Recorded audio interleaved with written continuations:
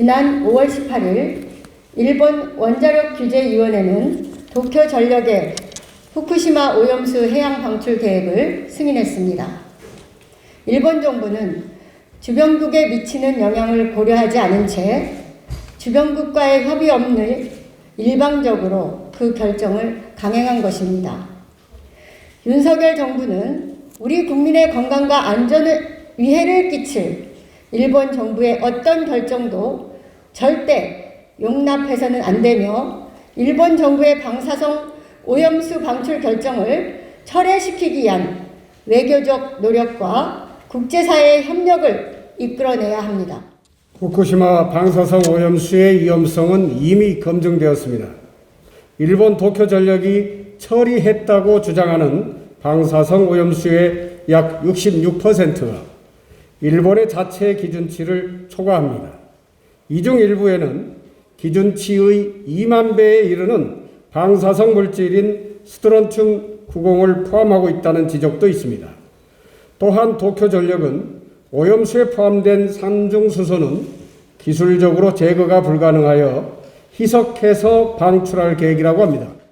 원희룡 국토부 장관은 작년 4.13 일본의 후쿠시마 방사성 오염수 방출 결정에 대해 바다를 공유한 인접국가 국민들에 대한 폭거로 엄중 규탄한다 라고 밝힌 바 있습니다.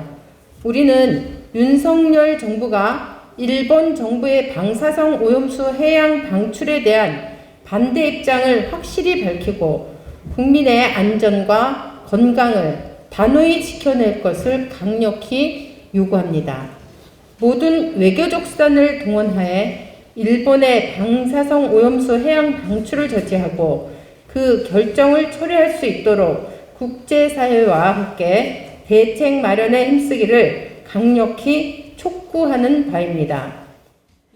윤석열 대통령은 대선 후보 당시에 후쿠시마 원전 폭발은 없었다, 방사성물질 유출은 없었다와 같은 무지한 발언을 한 적이 있습니다. 그래서 일본 언론에서조차 기존의 우리 문재인 정부에서 이 후쿠시마 방사성 오염수 방류에 대해서 적극적으로 국제사회에 협력해서 이것을 처리할 것을 요구한 그것과 다르게 윤석열 정부는 후쿠시마 방사성 오염수 방류에 대해서 딱히 다른 의견이 없는 거 아니냐, 이런 식의 얘기들이 일본 언론을 통해서 소개가 되고 있습니다. 굉장히 부끄러운 일이라고 생각합니다. 최근에 기후위기로 바다의 온도도 높아지고 여러 가지 생태계에 영향들이 있습니다. 그래서 농작물이 가뭄에 말라서 지금 물대는 문제 때문에도 굉장히 고생을 많이 하고 계시고요. 농민들은. 어민들이 또 이 후쿠시마 방사성 오염수 문제 때문에 소문 피해까지 입을 것 같아서 굉장히 우려가 됩니다.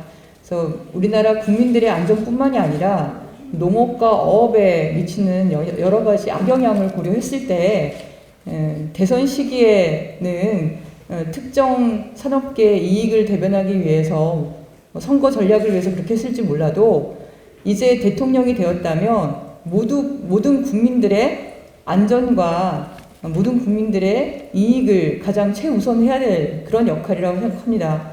윤석열 대통령은 후쿠시마 방사성 오염수 방출에 대해서 강력히 경고하고 그리고 정부에서 최선을 다해서 외교적 수단을 총동원을 해서 이것을 막을 수 있기를 그렇게 간곡하게 요청을 드리고 거기에 저희 국회는 최선을 다해서 같이 협력을 하겠습니다.